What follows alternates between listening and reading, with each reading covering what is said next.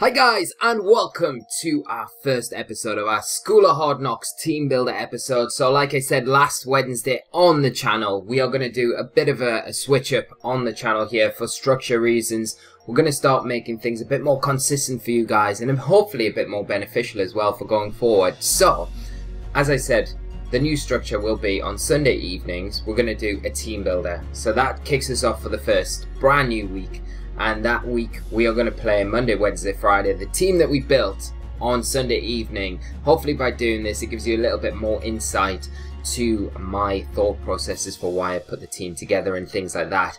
And also hopefully it's a bit more beneficial because it's a bit more natural way of doing things. You build a team, then you go into the testing phase of it, then you review it after you've tested, you look back at those games, and then you play it again with the changes that you've made. And that's what we're going to do going forward. So we'll have like a 2-week kind of structure put in place where on the Sunday evening, which is here right now, doing the team builder, we'll play the team this week. We'll relook at the team next Sunday. We'll review it, see how it's been getting on. We'll make changes and stuff like that. Then we'll play for another week, put it to bed. And then the next Sunday, what we'll do a brand new team builder episode. We'll quickly review the past week's teams, and then we'll kick into a new one and we'll repeat the process once again. So hopefully, as I say, it's a bit more of a natural way of doing team building, doing a report, and at the end of it, you know, the more popular teams that we do on the channel, the ones that you guys want to see, we can do a team report, and we've got all that information already, and it's a really nice sequence to do it that way. So last Thursday evening, I put out or Friday evening, I put out a message on YouTube, because we can do that now, for a poll to see what megas and what Pokemon, what team you would like me to build around this week. So I looked at this constantly. Thank you so much to each and every one of you for voting, for commenting and things like that. It really does help me out, know what you guys want to play. So Salamence was winning for a little bit, so I build a Mega Salamence team thinking Salamence is going to take this. Get everything set up, get everything ready, get the team ready. I'm like, this is good, I'm excited. We haven't played Mega Salamence on the channel before. Look at the chart when I come to record the episodes. Mega Charizard X is winning, so I'm like, oh, okay, we have to start all over again. So I go away, build a Mega Charizard X team, come back again, and then look at it again, and Yanmega's win, and I'm like, oh, come on. So, third time lucky, we are here. So, as you can see from the votes below, guys, we've got a massive consensus to well, it's not a massive, it's just edged out by not Mega Yanmega, because there is no Mega Yanmega, it's won by Yanmega, and then we got Charizard X in second place. So what I thought I'd do, I'd accumulate, play Yanmega, obviously. We're going to play that this week and next on the channel, and because it was so close with the Charizard X, and we also need a Mega in the team, so I decided to make a team based around Yanmega and Charizard X. So we kind of kill two birds with one stone. That old saying means anything. So it's a really difficult task to build around Yanmega in this format. But I've put a team together. We'll test it out. I don't know if it's going to work. It'll be a lot of fun regardless. It should work on paper. We kind of cover a lot of things. There's a few things that we just can't patch for, but that's because we're using a really obscure Pokemon. It fits a niche, and we're also using Mega Charizard X as well, which also throws up a few problems with using both of them. But we'll just quickly, I'll reveal the Pokemon that we're going to be using this week on the channel and walk you through pretty much how I put them together. So we'll kick off with the Charizard, the Mega Charizard X. So very cool Pokemon. We haven't used this year on the channel. Turns from Charizard from a flying fire type, as we know, into a fire dragon type. Gets a Tough Claws ability as well, which is very, very strong. I went for a standard Dragon Dance set to kick us off this week. So just Dragon Dance. Thunder Punch gives us nice coverage against water types and flying types, in particular like Charizard Y. And then we've got the Flare Blitz as well, which is going to be the big nuke for this Pokemon in particular. We went for an EV spread. for quite a bit of bulk, just to make sure we can take things like Stomping Tantrums a little bit easier, -1 Earthquakes, Rock Slides, and the speed there is really important. I didn't spend a massive amount of time, and this is one of the things I will just say to you guys. When you're putting a team together, don't spend masses of time going over EVs and perfecting them before you've even played the team, because you're wasting time. Hit your benchmarks, what you need, put the rest elsewhere, really quickly do it. Like, I know I wanted to outspeed Scoffed Landorus after a Dragon Dance and Scoffed Tapu Lele after a Dragon Dance. They were the two things. I don't think I need to go any further than that, and it gives me extra bulk. With the attack stat that I've got, went for Adamant. I can get Coco with this, I can get Lele with this without a Dragon Dance. Obviously we have to worry about Intimidate, but that's something we can play around with and look at as we play the team. So really obvious benchmarks and things like that. I didn't spend a long time doing this, and that's what I would suggest, because when you play the team, you come back to review it, that's when you put the time in, that's when you look at stuff to change things and really work and tweak and things like that. So there's a Charizard X. The next Pokemon that you guys chose, obviously, are Yanmega. I was looking at Yanmega. There's a lot of options on Yanmega. It gets really good support options like Feint, Tailwind. You can go just all out attacking. Life Orb sets, obviously very good. But I felt like the team probably needs some sort of support. And what you'll find, I think, when you're playing Yanmega is going to be, because the speed boost is an obvious thing. So your opponent, in specific situations, is probably going to leave their speed control user out in front of you. So they will set up a Tailwind, possibly, the turn that you protect on, which is never good. So one of the things I wanted to do is have some sort of speed control there. It's not going to hurt, provide support for the rest of the team, and the rest of the team will need it as well. Now I've went for the Bug MZ, because with the Bug MZ we have like a 60% chance to get Cress, like standard off the damage calculator Cress. With that we have a good chance to get Incineroar as well. We have good chance to get Metagross, Lele, a number of things. We'll go through them in a little bit, but I want to test out this. Hidden Part Ice, we've got enough. The EV spread is enough to just take a Landorus Therian, Scoff Landorus Therian, so we outspeed that after a +1. The only problem is with Yanmega, if you go like max speed, you're kind of speed time with Tapu Lele anyway, and if you go timid max speed, you lose a lot of that power. And also you can't, you're like 1 point under Ludicolo in the rain, and that would be the really good thing about Yanmega. If after 1 speed boost you can outspeed Modest, max speed Ludi in the rain, then like all your problems go away, because then it becomes very viable, because the Bug Buzz does a lot of damage. But we're going to be able to utilise it. It's going to support the team. We've got some big moves on there. One of the things with Charizard X, especially the Dragon Dance set, is Trick Room. So we've got ways to get rid of some of the bigger, more threatening Trick Room users in the format. Gothitelle, Cresselia. And this led me to the next Pokemon that I'm picking as well. So you can see from the 2 Pokemon I've already got there, one has a ground immunity, which is always nice to complement that Charizard X. But the one thing that both have in common, weakness wise, is rock slide, rock type attacks. So I need something to kind of get around that and help with that. So Hitmontop fits perfectly here. It has Intimidate, it has Wide Guard to stop those rock slides as well. It has Fake Out support, which is really important as well, because a lot of Fake Out users, like the most common Fake Out user that we're going to come up against is going to be Incineroar. We're going to outspeed it for the most part. I've just cracked Hitmontop a little bit to make sure. Like 92 seems like a common high speed that people will go to. It's something that I went to, so just creep in that, and we can afford to do that as well, because like I put this together. We take, again, didn't spend long on the EV spread. It takes a Gigavolt Havoc in terrain. That's something we can't really affect because we haven't got any terrain of our own, so we can't reduce the damage of that. So that was something I wanted to be able to take. We also take a Psychic from a Gardevoir as well, and we went with a Berry just to prolong its longevity. We've got Helping Hand support, and that is key for the Yanmega, because with Helping Hand, it turns that Bug MZ into a one-hit KO on pretty much all of the things I said before that we were kind of just getting the percentage on, like Incineroar, like Lele, Gardevoir, Metagross. We can't be intimidated either, and it's a nice check to Landorus Therian as well. We just need that one speed boost. We outspeed it, we can get rid of it with Hidden Power Ice, which is really nice. So Hitmontop there, very bulky, just going to perform that pivotal role where it can come in, cycle the Intimidates, provide Fake Out support, Wide Guard support for the whole team, because, you know, Charizard X doesn't appreciate Earthquakes either, so we're kind of covering two bases with one Pokemon, and it provides some fighting coverage as well. So that is the Hitmontop.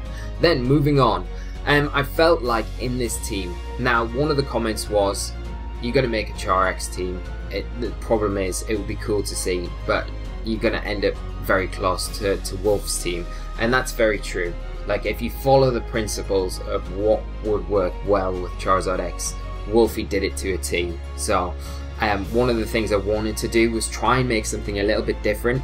Might not be as effective as his, but it'll be interesting. We'll have other aspects of the team to look at. The Yanmega kind of helps with doing that, but obviously you want the Melodic in there. It puts off Intimidate users and things like that. So we have to bear that in mind. We've got like 4 physical attackers on the team, 2 special attackers on the team, but we do have like the helping hand to help us get around the Intimidate abuse from our opponents. You know, helping hand cancels out the Intimidate drop if we're using the physical type attack anyway. So we've got that to kind of go for us, but like I say, I want to go down a different route. And also, guys, I'm going to try and keep these videos as like short as possible, because I don't want to go too much into depth right now. I want to leave that until the review episode next week, but I am going to try and make these about 15 to 20 minutes long, and that's going to be tops, because I don't want these to be going on and on and on. Anyway, it might be a little bit longer today because I am rambling a little bit about this first episode and what to expect from it and things like that.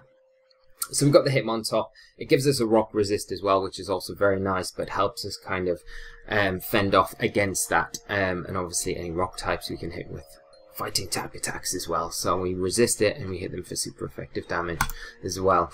Okay, so moving on. Like I say, I wanted to have a Fire, Water, Grass core in this team because I feel like it would be very beneficial for the defensive synergy, offensive synergy as well. Now I did look at Tapu Fini. Tapu Fini here would be really good, but we lack ground immunities as well. And one of the things I'm really conscious about in this team is we've got Charizard X, which is good for the fire typing, but Celesteela could be a huge issue for this team. Putting Tapu Fini in there doesn't really help with that, but Rotom Wash gives us a little bit more to hit Celesteela with. We can double into it with the Thunderbolts. We can use Charizard X potentially to help with that. So that was the main reason I really wanted Electric on the team. It also helps with bulky waters as well, which we've got Kartana, but some cases we might not be able to utilize Kartana. Kartana's frail as well, so it might go down unexpectedly, so we've got that to fall back on, which is very nice. And one of the things as well that I wanted to make sure that we did with Rotom Wash here was Tapu Koko is a big problem for this team. We haven't got any ground type on the team, which is one thing like I really want to look at next Sunday. We're going to have to really keep an eye out for that. But because we haven't got that and we've not got a way to change the terrain, Tapu Koko's Gigavolt Havoc is going to be one of the Z moves that we need to be really cautious around. So the EV spread here again allows us to take that timid Gigavolt Havoc in terrain, Proc Berry, and potentially, like I had Will-O-Wisp on the Rotom as well, which would really help out the team in general. But I had to forego it really because I needed a way to support the rest of the team members against Tapu Koko in particular, and I thought Electro Web is a really good way of doing that. We can always take the Gigavolt. We've got Fake Out support with our top to support whatever's next to the Koko, stop that moving that turn so we don't get doubled into, and then we can get the Electro Web off and, you know, get something in and make sure that we're able to outspeed the Koko, or at least force it out as well, and that might give us room to set up our Dragon Dances. And we've got another Dragon Dance, but it's further down the line and we'll get to that in a minute. So to round off the Fire, Water, Grass core, Steel type's always nice in there, and I feel like as well we need something to help check Nihilego. Now Hitmontop doesn't do a bad job, but it is a lot slower than it. And Tapu Lele as well is another thing that we need to have a little bit of a check to. So and move on to Kartana. And this is one of the reasons why we've got the Tailwind on the Yanmega and not Air Slash. Now we have got quite a few fighting weaknesses in the team as well. We don't have so many resists, and Air Slash would make sense on Yanmega, but I needed the Smart Strike on Kartana. I need that -1 guarantee on stuff like Nihilego, on stuff like Lele, that could otherwise be quite problematic for the team.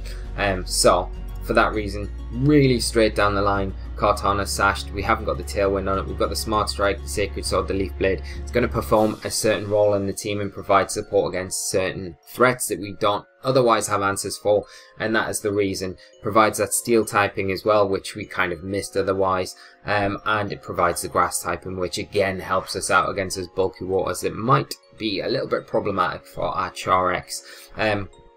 And like I say, we've got the Tailwind on the Yanmega, so we should be able to utilize that. And we have 2 Dragon Dancers on the team. The next one is going to be Tyranitar. Now, one of the Pokemon, if you take Tyranitar at the team and look at the team, Zapdos is a big problem. We've got no way to check Zapdos, really. Like, we could use Charizard X, but it's not the best. Kind of like, it doesn't do a bad job, but when you think about it, like, it's not doing a great job against it. So one of the things that I wanted to put in here as well was T-Tar. It gives us a weather as well, so we have a way to get around rain, and it makes Yanmega a lot more powerful in the sand, against rain, against Ludicolo and things like that. So it does help a lot, and also supports Kartana in the rain matchup as well. We went for a really basic spread again. One of the things I wanted to align with was the fighting weakness, so Chopper Berry does make a lot of sense here. We could have went for a double Z move, we could have went for a Focus Sash, we could have went for a Super Berry, but I felt like with what we wanted T-Tar to perform the role like, the Chopper Berry is quite nice. It gives us a bit more of a buffer against those potential fighting type attacks that do come out, and give us the chance to get at least the Dragon Dance off and start doing some work and putting pressure on our opponents as well. So that was the reason for that. It takes a Kang, Adamant Kang low kick with the Chopper Berry, unintimidated, and we have Intimidate as well, so we can further support that. It takes Kartana, Leaf Blade, Kartana, Sacred Sword, and after a Dragon Dance we outspeed all base 110s, which is very important for us, so that is good. And that about rounds up the team, guys. I'm aware that we're on about 17 minutes already, so it's gone over a little bit longer than what I intended it to do. But there's a lot of good options here that we have with the team that we can slot in next week. Now, I've worked on 2 different options as well, that I really want to try and get. See if I can pull up.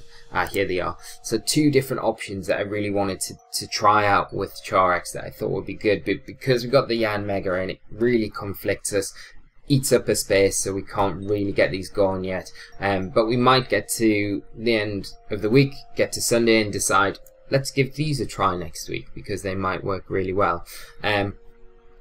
Now, obviously, James Beck is another person who's made a very popular Charex team, and Wolfie, obviously, we've already mentioned.